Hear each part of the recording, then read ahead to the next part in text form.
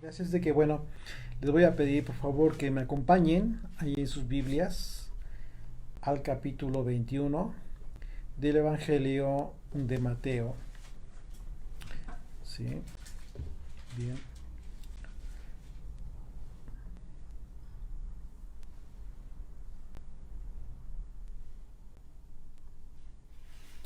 Bien, capítulo 21 del Evangelio de Mateo. Vamos a iniciar desde el versículo 1. Bueno, ustedes recuerdan, el capítulo anterior concluimos con estos dos hombres ciegos que se encontraban en el camino y Yeshua les dio la vista. ¿Y con qué propósito les dio la vista?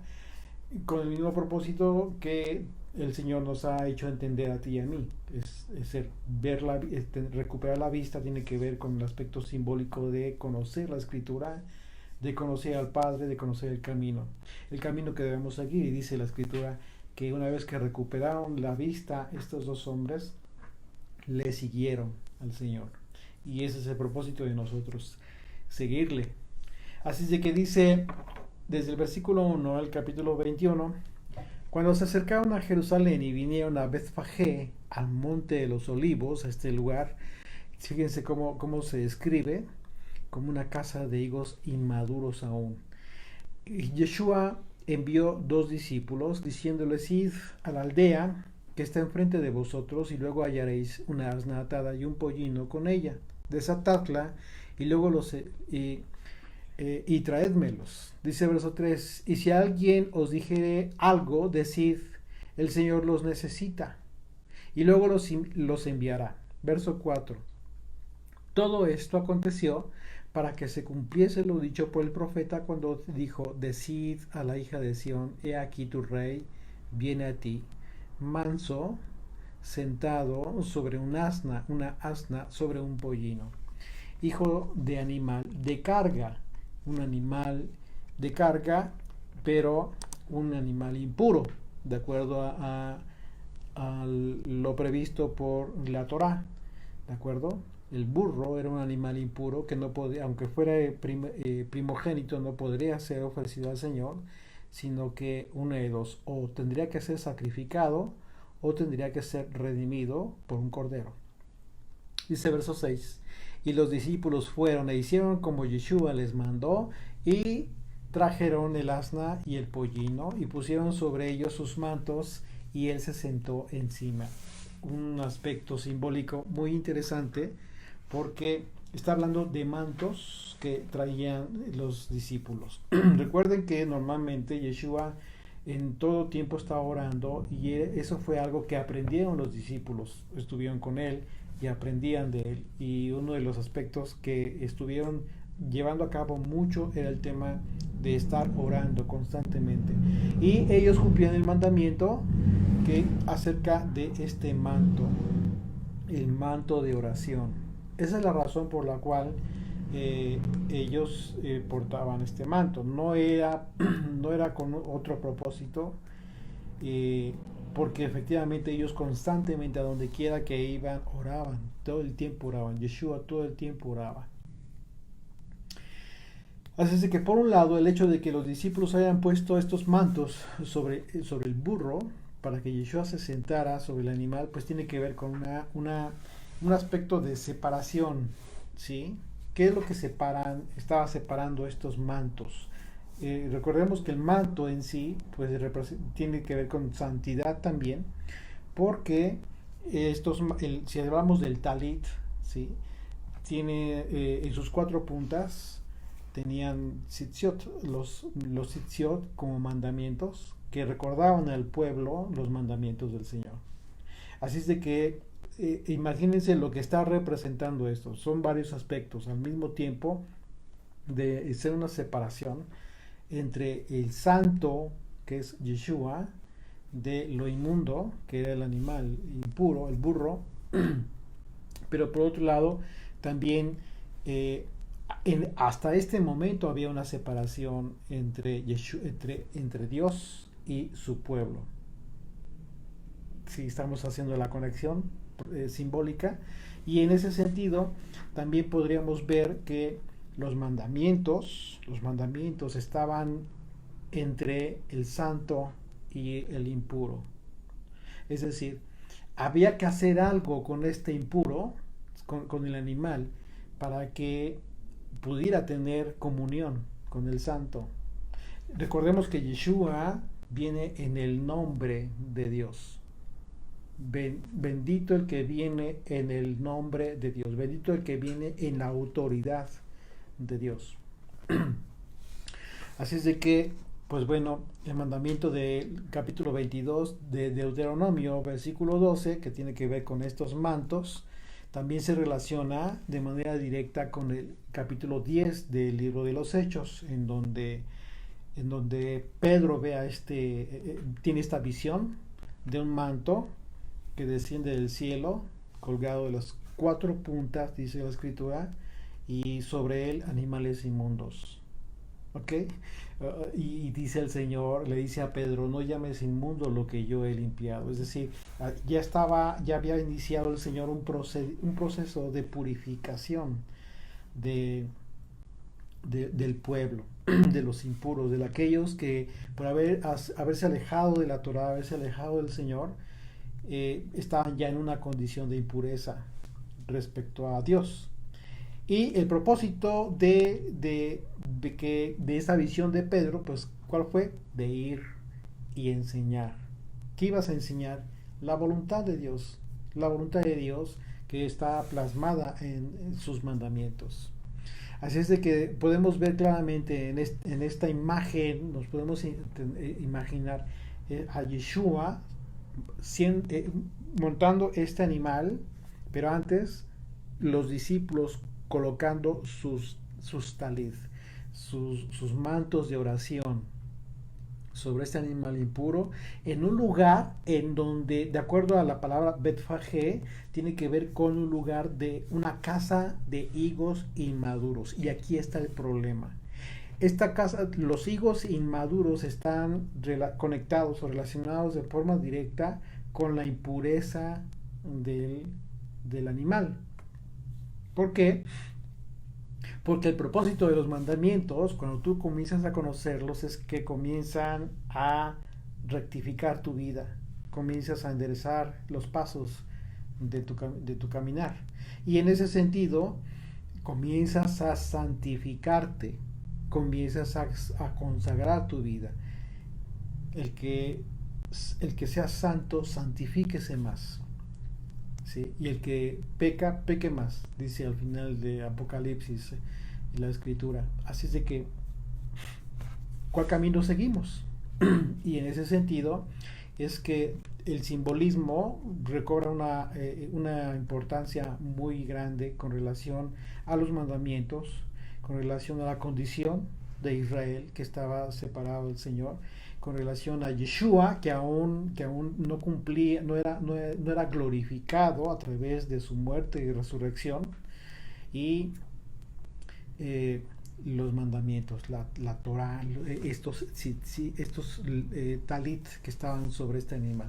Y continuamos en el verso 8, dice, y la multitud, que era muy numerosa, tendía sus mantos, fíjate, tendía sus mantos en el camino, y otros cortaban ramas de los árboles y las tendían en el camino. Y la gente que iba delante y la que iba detrás aclamaba diciendo, Hosana al Hijo de David.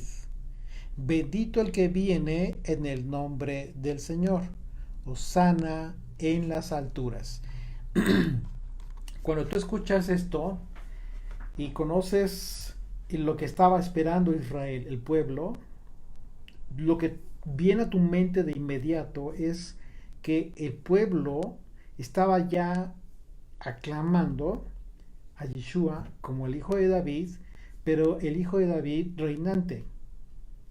Hosana en las alturas. Recordemos las palabras del apóstol Pablo cuando dijo que cuando venga el Señor, reunirá a sus escogidos, los enviará, los mandará a traer a sus escogidos, los reunirá, y dice, y en un momento seremos transformados y nos reuniremos con él en el aire, en las nubes, lo recibiremos, dice.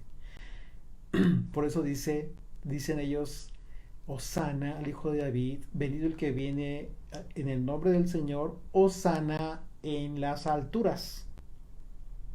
¿Ok? Yeshua al entrar a Jerusalén cumplió literalmente profecías. Y una de ellas fue la primordial, la más importante, Zacarías capítulo 9, verso 9. Vamos a tu Biblia, por favor, y vas a darte cuenta que realmente lo que se cumple aquí es una profecía acerca de su primera venida, no de la segunda. ¿Sí? Aunque ellos ya estaban clamando, ¿sí?, por el Hijo de David reinante. ¿Sí? Dice, alégrate mucho, hija de Sión, da voces de júbilo, hija de Jerusalén. He aquí tu rey vendrá a ti justo, salvador, humilde y cabalgando sobre un asno, sobre un pollino, hijo de asna. Así que los profetas anunciaron la venida de Yeshua en dos ocasiones distintas. Y cada una de estas dos ocasiones implicaría un propósito distinto. Es decir, en la primera ocasión, el Mesías, hijo de David, vendría en una condición de humildad, de humilde, para ser sacrificado, para morir. Y la segunda vez vendría en unas circunstancias distintas, ya no como cordero, sino como león, sino como rey. En estas circunstancias y ya entendiendo el propósito divino de cada una de las dos venidas de Yeshua, en la primera ocasión vendría pues humilde, de acuerdo al capítulo 53 de Isaías. ¿Por qué? Porque precisamente estamos hablando de que no era el tiempo de la restauración total. Había que trabajar, había que hacer algo a partir de la venida de Yeshua. Y esa es la razón. ¿Y cuál era la razón más importante? ¿O qué era la tarea más importante por hacer? Pues bueno, comenzar el proceso de restauración. ¿Sí? Comenzar, ¿cómo? A través de la purificación del pueblo. ¿Sí? De este burrito. Que a fin de que no muriera Israel, que es ya sea quien representa realmente el burrito, está representando a Israel, a fin de que no muriera, se iba a cumplir la profecía de Isaías capítulo 53, el siervo sufriente. Por lo cual, el lugar ubicado en el Monte de los Olivos, Betfagé, que significa casa de higos inmaduros, se relaciona directamente con la primera venida de Yeshua. Porque al no estar preparada la higuera que representa a Israel como pueblo, hacía falta un elemento fundamental para que entonces la higuera comenzara a madurar. Y ese elemento, ¿cuál fue? La ofrenda. La ofrenda que, de acuerdo a la ley sacrificial de la Torá, establece la consagración de los primogénitos. Todo primogénito de hombre y de animal debía ser consagrado a Dios. Éxodo capítulo 13, verso 1, dice, y el Señor habló a Moisés diciendo, conságrame todo primogénito, cualquiera que abre matriz entre los hijos de Israel, así de los hombres como de los animales, mío es. ¿Qué?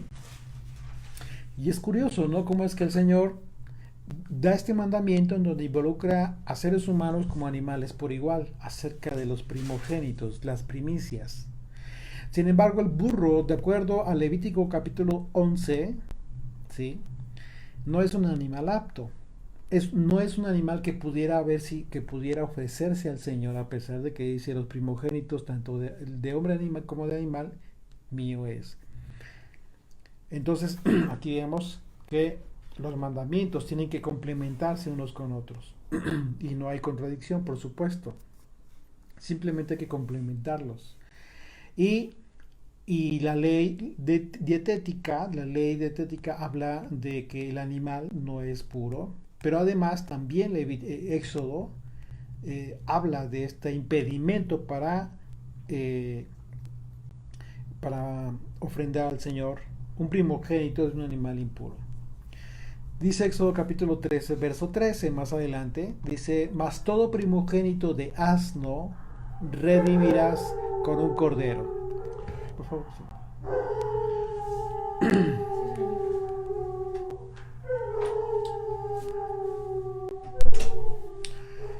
Perdón, sí, les decía que todo animal, dice una vez más, Éxodo 13, 13, más todo primogénito de asno redimirás con un cordero, y si no lo redimieres, quebrarás su cerviz. ¿No les pusiste eso? Sí. También redimirás al primogénito de tus hijos. Bueno, así es de que la interpretación del mandamiento de la profecía cumplida por Yeshua es que el burro representa a Israel como el primogénito de Dios. ¿Ok?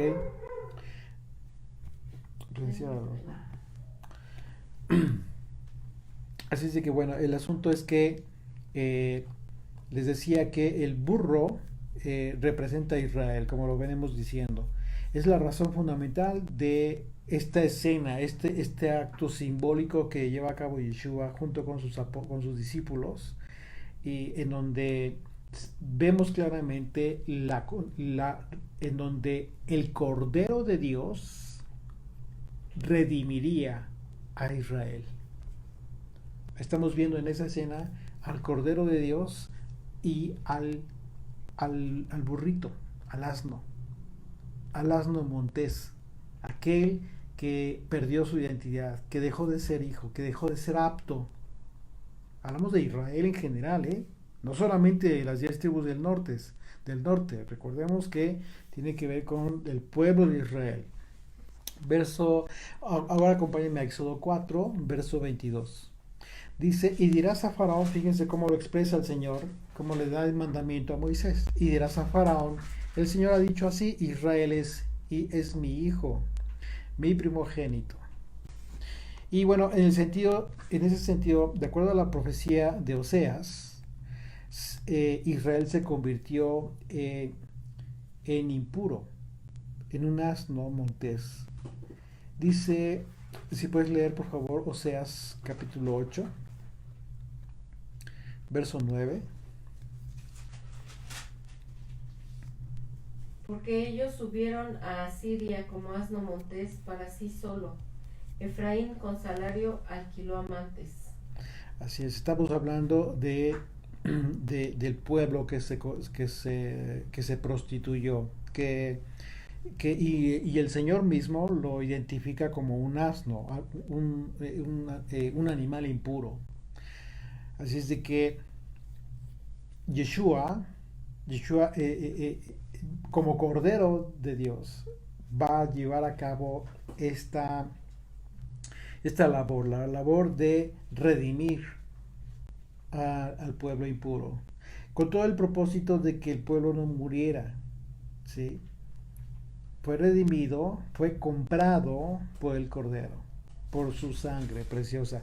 Yeshua encima del burro es la escena que profetizó su muerte por causa de la inmadurez del fruto de la higuera.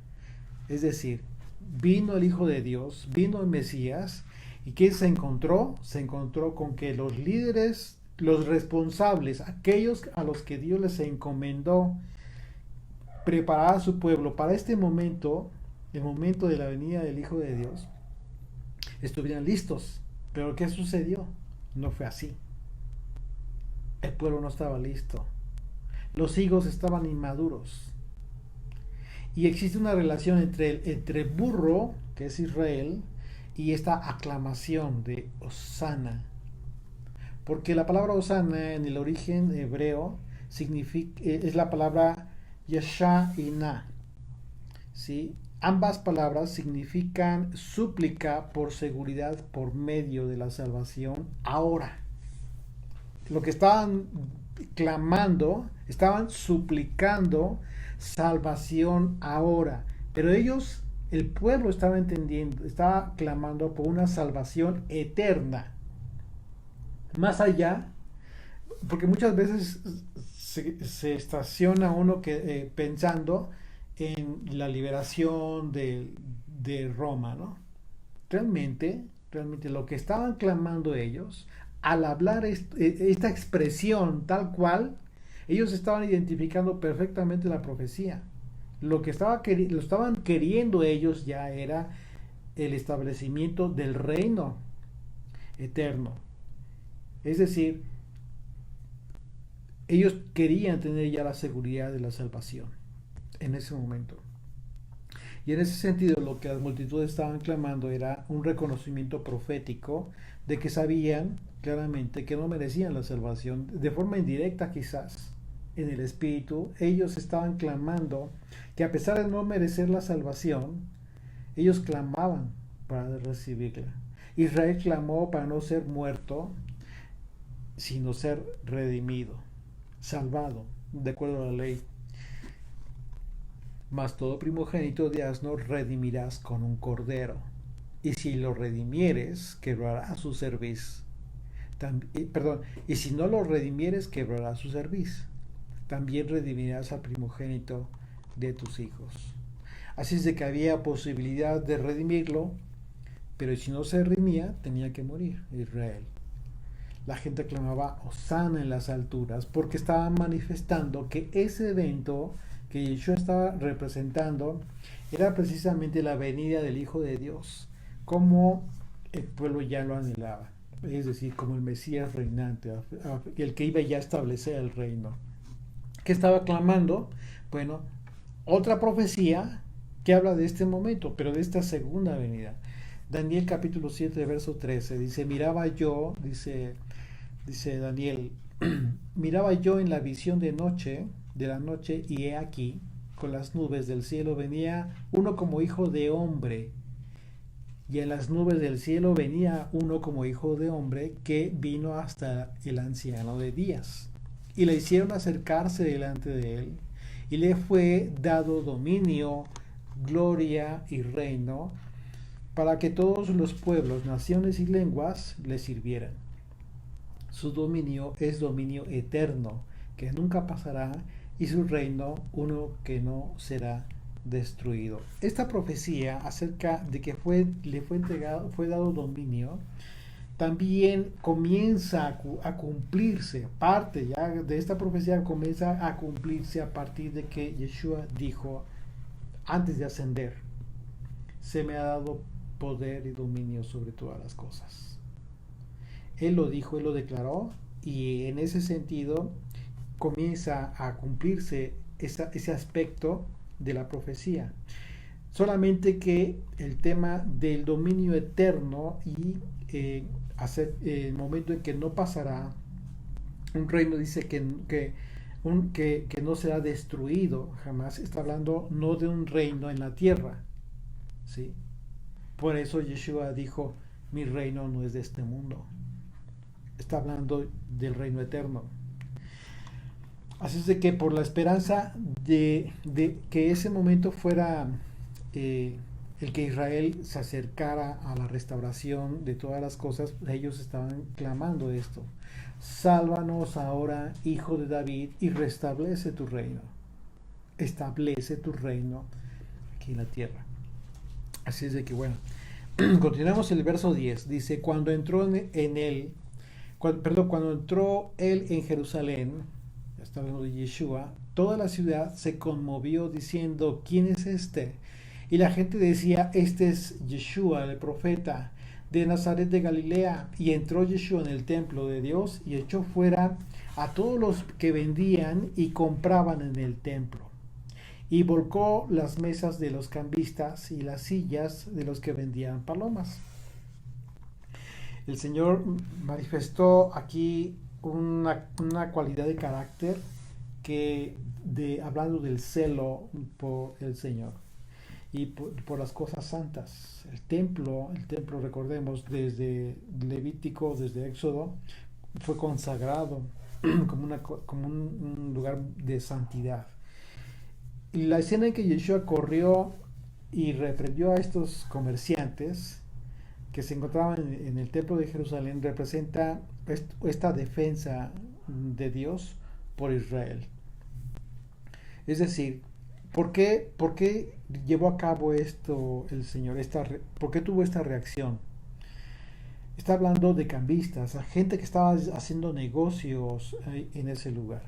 Lo que sucedía ya para este tiempo, para esta época en el templo, es que había mucha corrupción.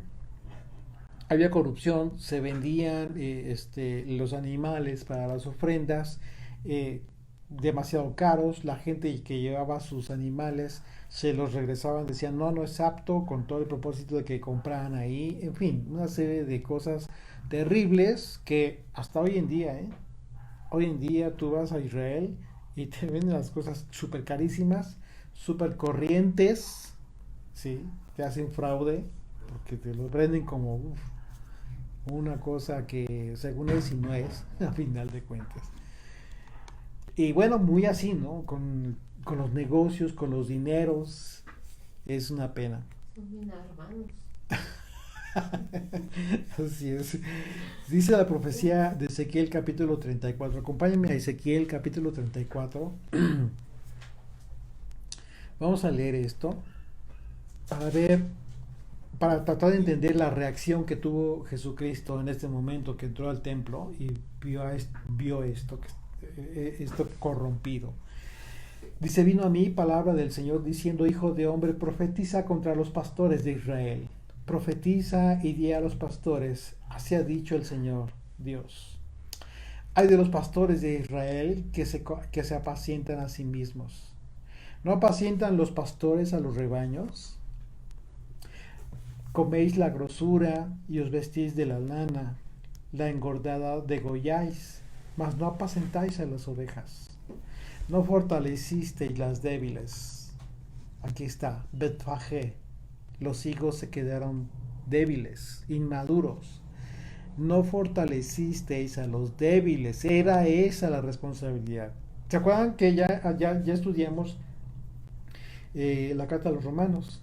Cuando Pablo habla acerca de la debilidad en la fe y la fortaleza en la fe, ¿sí? Dos capítulos importantísimos. Pues bueno, si ya estudiaste conmigo el tema de la debilidad en la fe y la razón de la debilidad en la fe en las personas, pues aquí te vas a dar cuenta de lo que está hablando el profeta.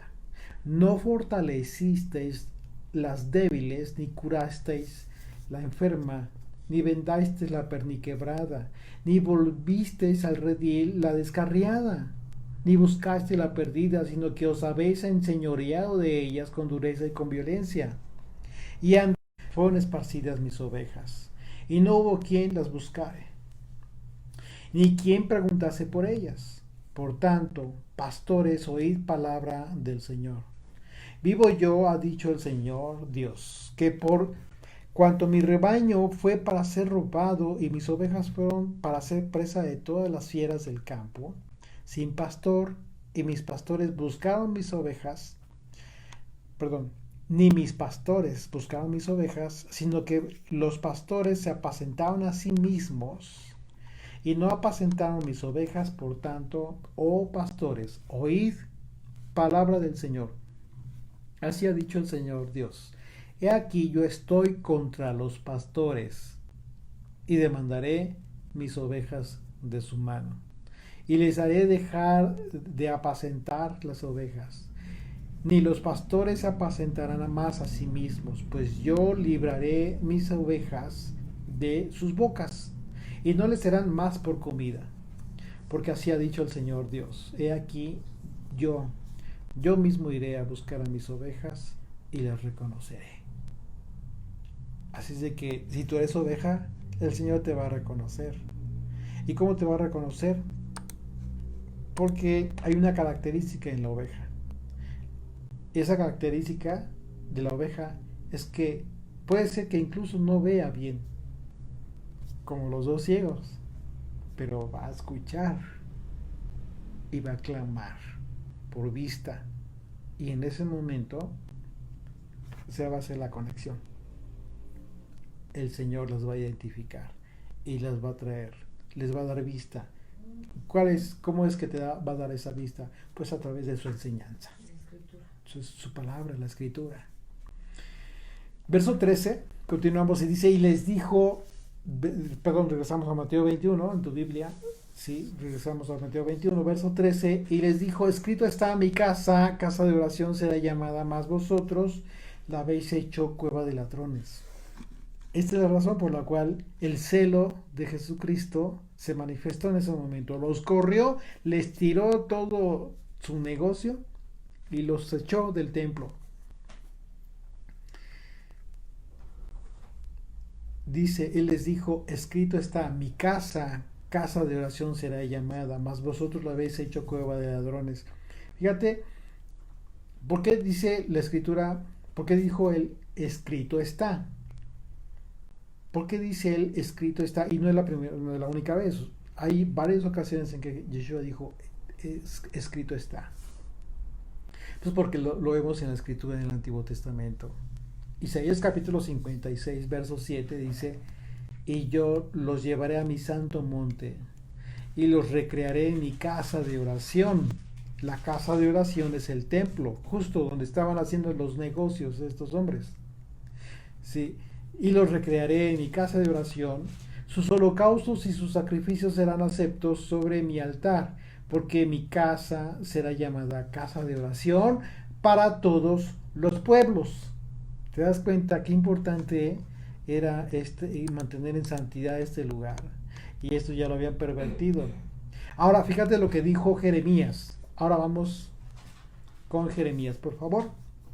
Capítulo 7. A partir del verso 1. Te vas a dar cuenta por qué habla de esta cueva de ladrones. Porque está citando la escritura, pero en dos facetas distintas. Primero, ya vimos por qué el Señor habla que el templo tenía que ser una casa de oración. Pero vamos a ver por qué habla del reclamo y dice, mas vosotros la habéis hecho cueva de ladrones. Dice Jeremías capítulo 7, a partir del verso 1, palabra del Señor que vino a Jeremías diciendo, ponte a la puerta de la casa del Señor y proclama allí esta palabra y di, oíd palabra del Señor todo Judá, los que entráis por estas puertas para adorar al Señor. Así ha dicho el Señor de los ejércitos, Dios de Israel, mejorad vuestros caminos y vuestras obras, y os haré morar en este lugar. No fiéis en palabras de mentira, diciendo, templo del Señor, templo del Señor, templo del Señor es este. No por palabra. ¿Sí? Pero si mejorareis cumplidamente vuestros caminos y vuestras obras, si con verdad hiciereis justicia, es decir, que cumplieras tus mandamientos con verdad, entre el hombre y su prójimo, y no oprimiereis al extranjero, al huérfano y a la viuda, ni en este lugar derramaréis la sangre inocente, ni anduviereis en pos de dioses ajenos para mal vuestro, os haré morar en este lugar, en la tierra que di a vuestros padres para siempre. He aquí, vosotros confiáis en palabras de mentira, que no aprovechan, hurtando, matando, adulterando, jurando en falso, e incensando a Baal, y andando tras dioses extraños que no conocisteis. Vendréis y os pondréis delante de mí en esta casa sobre la cual es invocado mi nombre, y diréis, librados somos para seguir haciendo todas estas abominaciones. Fíjate, o sea, ¿cómo es posible, no? Dice el verso 11, es cueva de ladrones delante de de vuestros ojos, esta casa sobre la cual es invocado mi nombre, les pregunta. Primero les expresa todo el pecado que están teniendo en ese momento y les dice, es cueva de ladrones delante de vuestros ojos esta casa sobre la cual es invocado mi nombre, hablando de su casa, del templo de oración. He aquí que también yo lo veo, dice el Señor. Tremendo, impresionante. Por esa razón, Yeshua les recuerda esta palabra que se le dio a Jeremías. ¿Por qué? Porque fue un reclamo de Dios de lo que ya habían hecho desde aquel entonces. ¿Sí? En el propio templo, incensando a Baal. Imagínate, qué terrible. Cueva de ladrones. Dice verso 14, fíjese. Dice, y vinieron a él en el templo ciegos y cojos, y los sanó. Y los sanó.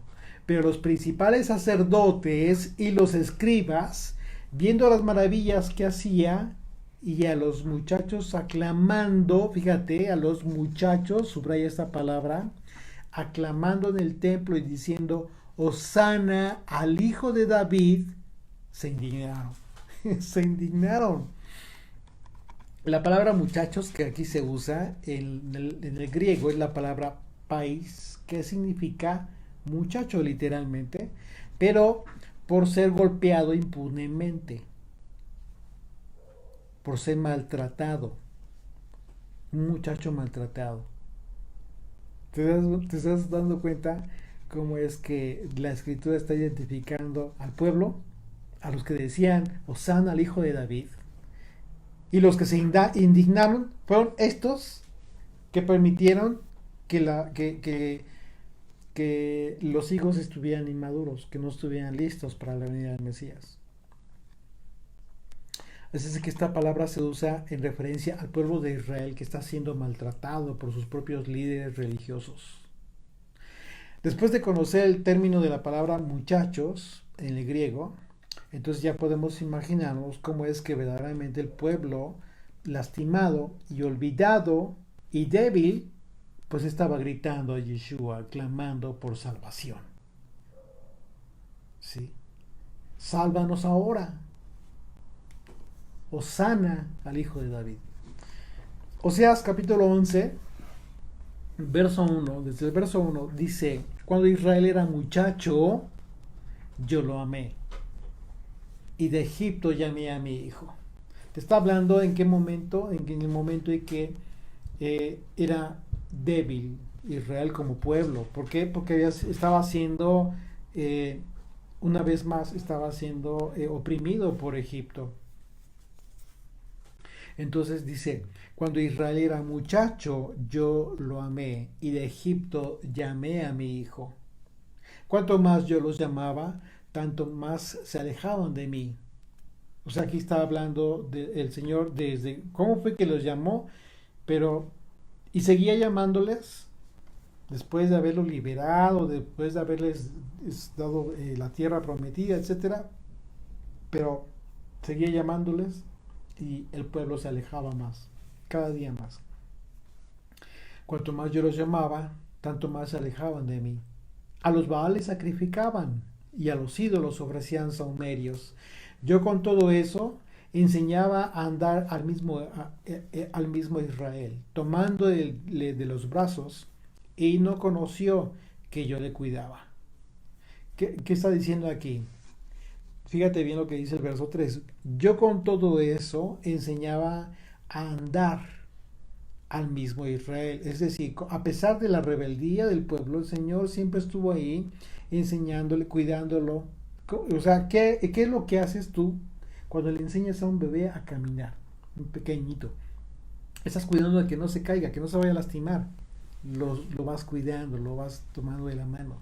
Así el Señor, es lo que está expresando. A pesar de la desobediencia, ¿sí? Tomándole de los brazos, y no conoció que yo le cuidaba. Verso 4. Con cuerdas humanas los atraje, con cuerdas de amor. Fui para ellos como los que se alzan el yugo, los que alzan el yugo de sobre su cerviz, y puse delante de ellos la comida. Es decir, el Señor les dio libertad, les liberó del yugo y les dio comida, les alimentó, los nutrió, los bendijo. Pero aún así, estas palabras del profeta están expresando un dolor en el corazón de Dios por la actitud de rebeldía por parte de Israel. Dice el verso 16, continuamos, ahora 21, Mateo 21, regresamos, dice el verso 16. Y le dijeron, ¿oyes lo que estos dicen? Y Yeshua les dijo, sí. ¿Nunca leíste de la boca de los niños y de los que maman perfeccionaste la alabanza. Verso 17. Y dejándolos salió fuera de la ciudad a Betania y posó allí. Por la mañana, volviendo a la ciudad, tuvo hambre y viendo una higuera cerca del camino, fíjate, el Señor tuvo hambre, quiso comer de la higuera, vino a ella y no halló nada en ella. No había fruto. En la higuera no había fruto. En Israel no había fruto, sino hojas solamente. Y le dijo, nunca jamás nazca de ti fruto. Y luego se secó la higuera. Impresionante. La higuera representa, sí, la higuera representa a la nación de Israel. De manera general, en este caso específico, está representando, de acuerdo al contexto de lo que estamos leyendo en el capítulo 21 de Mateo, está representando a quién, a los líderes de Israel. Por eso los maldijo. Recordemos que más adelante, el capítulo 23 de este mismo evangelio, al final, el Señor dijo algo bien importante. De hecho, habló de esa generación. Habló de esa generación que no vería en la bendición. De hecho, dijo, no me veréis hasta que digas, bendito el que viene en el nombre del Señor. Impresionante. Así es de que hay una maldición que reiterada para aquellos líderes y de esa generación que generaron esta condición penosa en el pueblo. Así es de que, pues no hubo fruto y por eso el Señor le maldijo. Porque al momento en que los líderes no construyeron, no edificaron al pueblo, los hijos se mantuvieron inmaduros, es decir, el pueblo, Israel. Y esa sentencia de Yeshua fue que los pastores responsables, de acuerdo a la profecía, que se habían comportado como asalariados, pues no darían fruto. Y en consecuencia sería una generación seca, sin fruto. Continuamos en el verso 20 de Mateo 21. Dice, viendo esto, los discípulos decían maravillados, ¿cómo es que se secó la higuera? Enseguida la higuera. Ellos se sorprendieron. Dice el verso 21. Respondiendo Yeshua les dijo, de cierto os digo que si tuviereis fe y no dudareis, no solo haréis esto de la higuera, sino que si en este monte dijeres, quítate y échate en el mar, será hecho. Y todo lo que pidiereis en oración, creyendo, lo recibiréis. El Señor está hablando de aspectos que tú pudieras considerar totalmente imposibles en una condición determinada que tú te puedas encontrar. Pero dice, habla de la fe. Es decir, tienes fe. ¿Qué es la fe? Obediencia. O sea, si eres obediente, recordemos, estamos viendo el contexto de un proceso que viene de Israel de desobediencia. Y este proceso llega al punto en el que está a punto de ser redimido por el Cordero. Entonces, aquí, por eso el Señor le dice esto, dice, de cierto os digo que si tuvierais fe, si tuvierais obediencia y no dudes, no solo haréis esto de la higuera, sino que si a este monte dijeres, quítate y échate en el mar, será hecho. Y todo lo que pidierais en oración, creyendo, lo recibiréis. ¿Qué significa esto? Que tú no puedes pedir algo que no tenga que ver con algo divino, que no tenga que ver con un propósito divino. Está utilizando el Señor una alegoría para decirte, lo que tú pidas, siempre que vaya en acorde a la voluntad del Padre, el Señor lo va a cumplir si tienes fe, es decir, si obedeces, si eres obediente. El contexto de la escena de la higuera que se seca y las palabras de Yeshua a sus discípulos acerca de pedir en oración, creyendo, pues es la fe que significa obediencia. Pero pedí conforme a su voluntad, ¿sí? Con sinceridad. Y porque sin el amor al prójimo no podemos en un momento dado cumplir con este propósito. Y recordemos que el amor al prójimo es uno de los mandamientos más importantes. Dice el verso 23. Cuando vino al templo, los principales sacerdotes y los ancianos del pueblo se acercaron a él mientras enseñaba y le dijeron: ¿con qué autoridad haces estas cosas? Es decir, ¿en nombre de quién haces estas cosas? Es lo que le preguntaron. Y dice: ¿y quién te dio esta autoridad? ¿Ya se dieron cuenta? Verso 24. Respondiendo, Yeshua les dijo: yo también os haré una pregunta y si me la contestáis, también yo os diré con qué autoridad hago estas cosas. Verso 25. ¿El bautismo de Juan de dónde era? ¿Del cielo o de los hombres? Ellos entonces discutían entre sí, diciendo: si decimos del cielo, nos dirá: ¿por qué pues no le creísteis? Verso 26. Y si decimos que de los hombres, tenemos al pueblo, porque todos tienen a Juan por profeta. Verso 27. Respondiendo a Yeshua, dijeron: no sabemos. Y él también les dijo: tampoco yo les digo con qué autoridad hago estas cosas. Impresionante, ¿no? Impresionante. Así es de que, bueno, aquí sí resulta interesante, porque la conexión profética entre la purificación del templo, sí, aquí hay una conexión. En el momento que llega Yeshua y corre a los negociantes, los cambistas, que lleva a cabo una purificación en ese momento del templo, y de esta purificación de Juan el bautizo, de Juan el Bautista, hay una relación, porque Yeshua les preguntó a los principales sacerdotes y a los ancianos, ¿sí?, acerca de si era del cielo o de los hombres, ¿sí? Los líderes le preguntaron a Yeshua acerca de la autoridad con que él hacía estas cosas, si eso tiene que ver con, pues, la purificación de Israel, porque mediante la ley se convierte el alma, y eso lo sabemos, te purificas. Esa es la verdadera purificación de la persona a través de la ley. Y en ese sentido es como se lleva a cabo la purificación del templo. Sin embargo, al llevar a cabo la purificación de Israel, esto constituye la construcción del templo, ¿sí?, del que habló el profeta Amós. Es decir, Yeshua en este momento está haciendo una conexión de lo que hizo en el templo al correr a los cambistas, ¿sí?, como una purificación.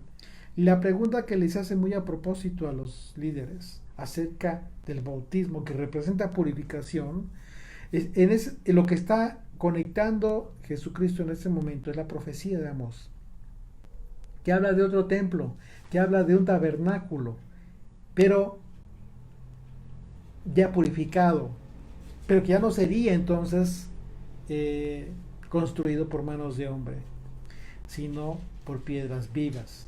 Amós capítulo 9, de los versículos 11 y 12, ¿los puedes leer, por favor?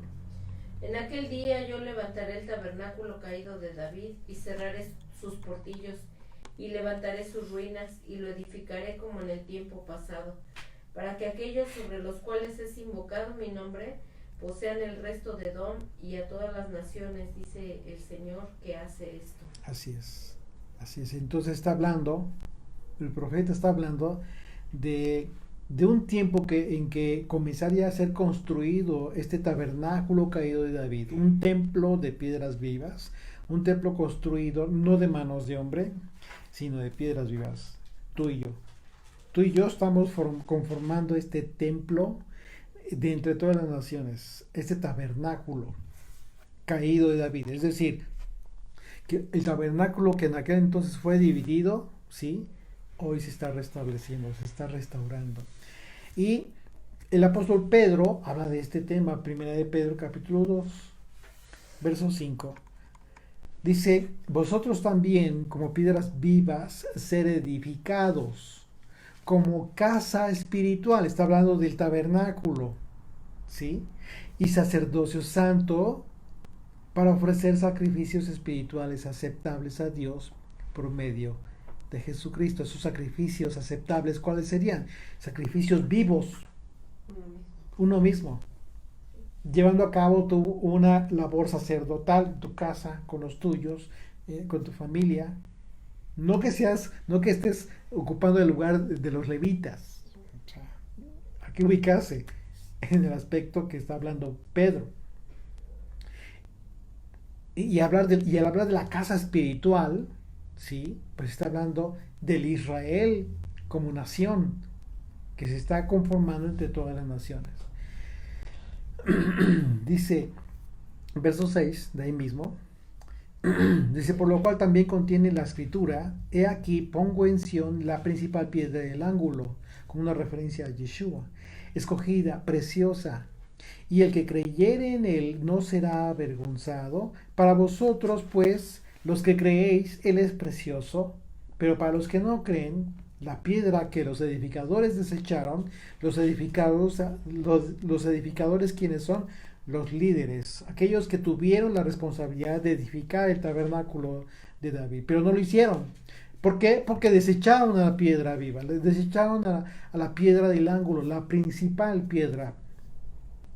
Dice, la piedra que los edificadores desecharon ha venido a ser la cabeza del ángulo, y piedra de tropiezo, y roca que hace caer porque tropiezan en la palabra, siendo desobedientes, a lo cual fueron también destinados, por supuesto. Así es de que imagínate lo importante este evento importante de Jesucristo. En el momento que llega al templo, hace esto, manifiesta el celo del Señor y expresa profecías, dos profecías importantísimas acerca del momento en que de lo que representaba el templo, lo que significaba, lo que tenía que ser en ese momento una casa de oración, ¿sí? Llena de santidad, pero aparte también el reclamo del Señor, ¿sí?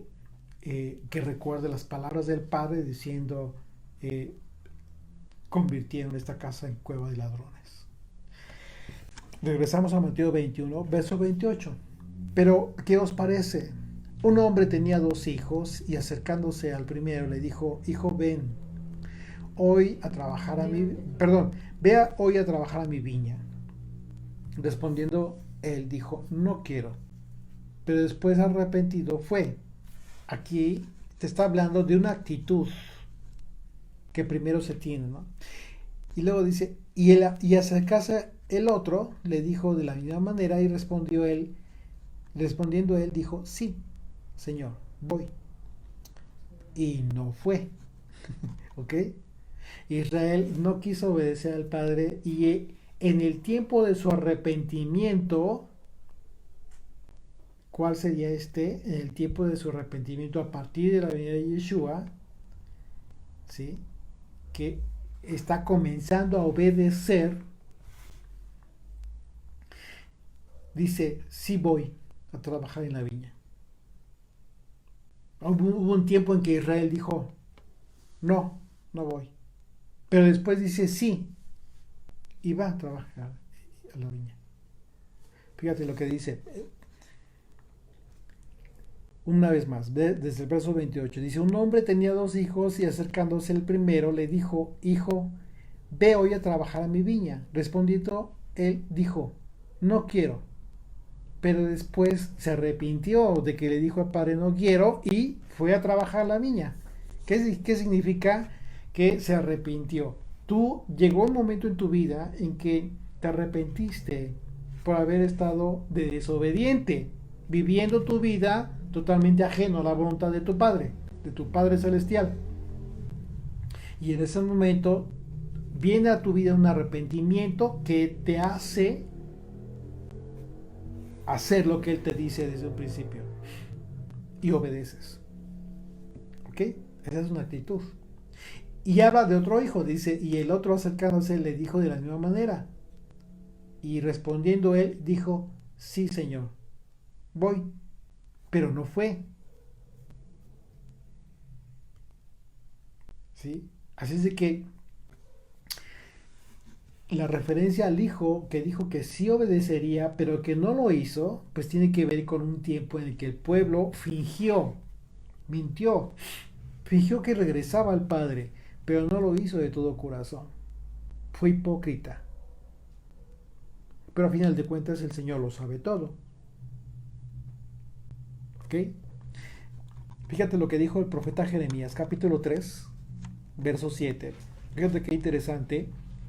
Cómo es que Dios sabe todo. No importa lo que digas, no importa lo que quieras aparentar. A final de cuentas el Señor lo va a saber. Sabe lo que hay en tu corazón. Dice Jeremías 3, verso 7. Y dije, después de hacer todo esto, se volverá a mí. Pero no se volvió. Y lo vio su hermana la rebelde Judá. Está hablando de Israel, ¿sí?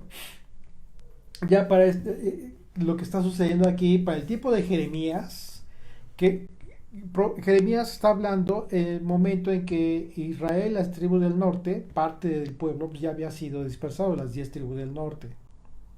Y por eso dice, después de hacer todo esto, dice, se volverá a mí, pero no se volvió. Está hablando de las tribus del norte. Dice, y lo vio su hermana, la rebelde Judá. Ella vio que por haber fornicado la rebelde Israel, ya la había despedido y dado carta de repudio. Es decir, el Señor dijo, se van las 10 tribus del norte a la dispersión. Dejan de tener identidad por un tiempo. Y dice, una vez más, verso 8, ella vio que por haber fornicado la rebelde Israel, yo le había dado despedido y dado carta de repudio, pero no tuvo temor la rebelde Judá, su hermana, sino que también ella y fornicó, o sea, hizo lo mismo, al final de cuentas. Verso 9, y sucedió que por juzgar ella cosa liviana su fornicación, la tierra se contaminó y adulteró con la piedra y con el leño. Fíjate lo que dice el verso 10. Con todo esto, su hermana, la rebelde Judá, no se volvió a mí de todo corazón, sino fingidamente.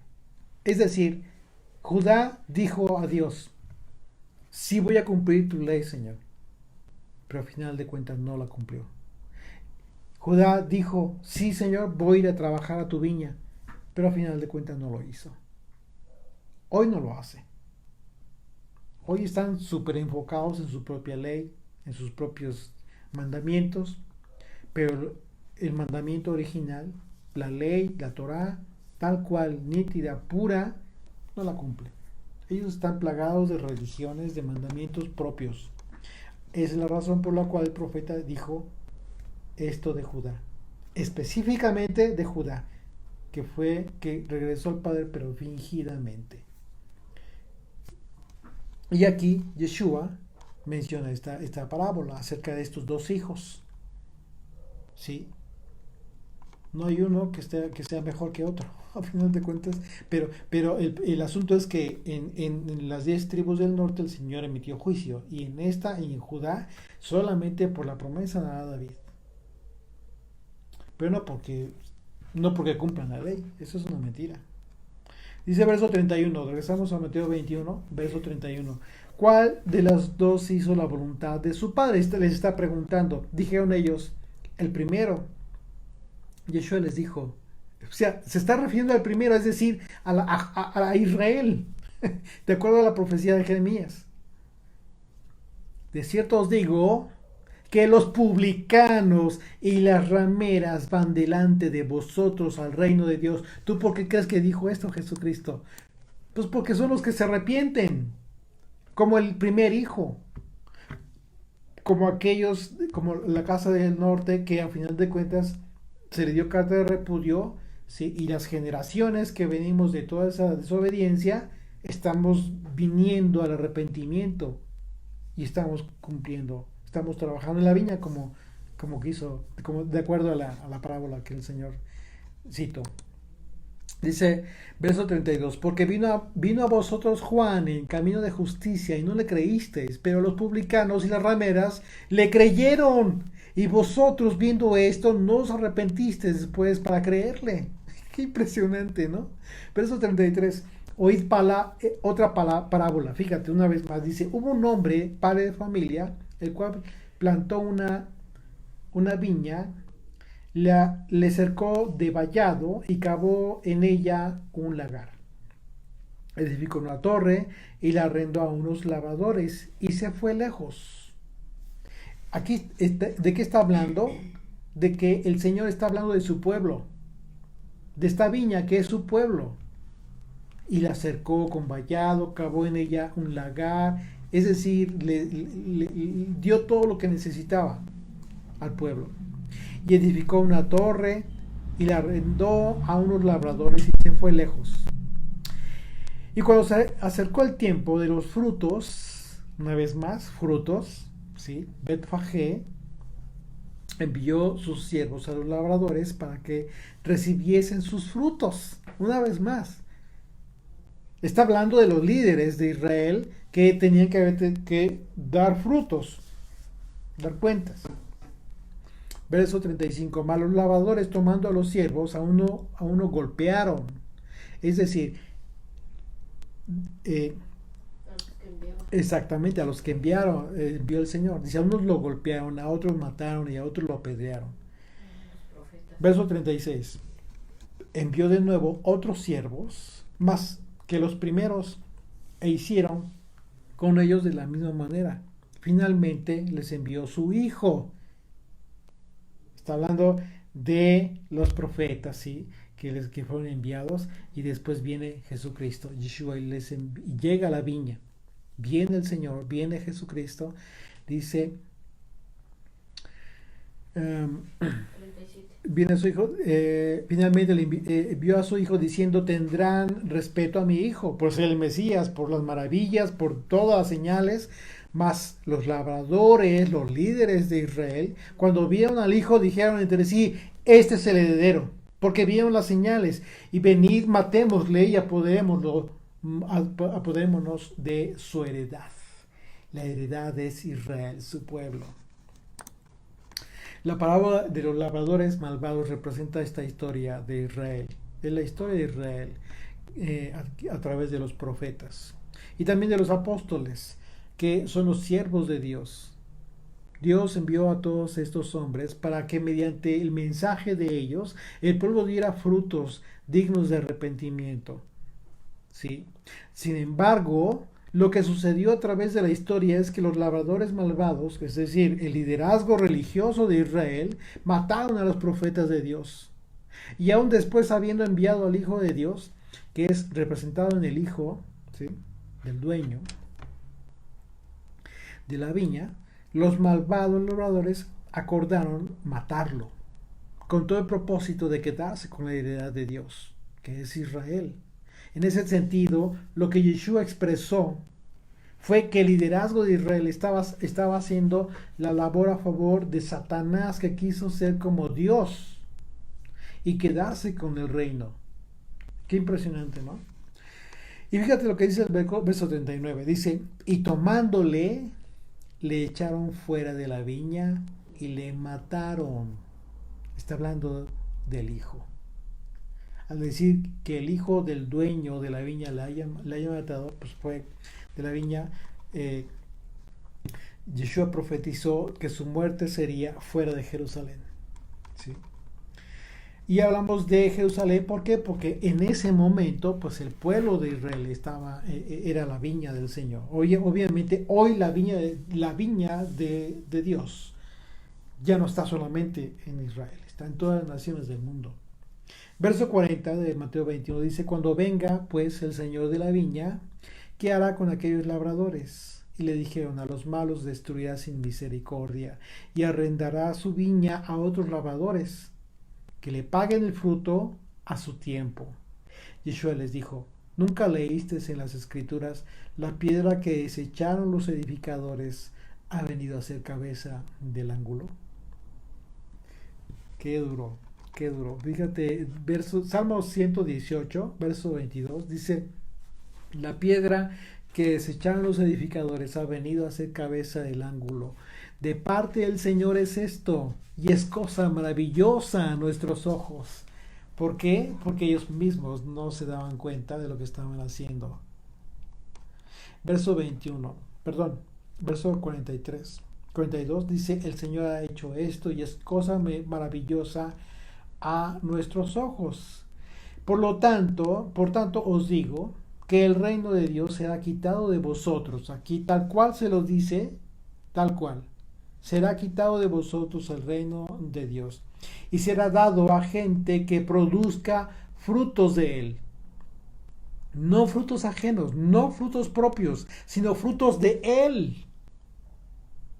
Y el que cayere sobre esta piedra será quebrantado, y sobre quien ella cayere le desmenuzará. Y oyendo sus palabras, los principales sacerdotes y los fariseos entendieron que hablaba de ellos, por supuesto. El mensaje no podía ser más directo.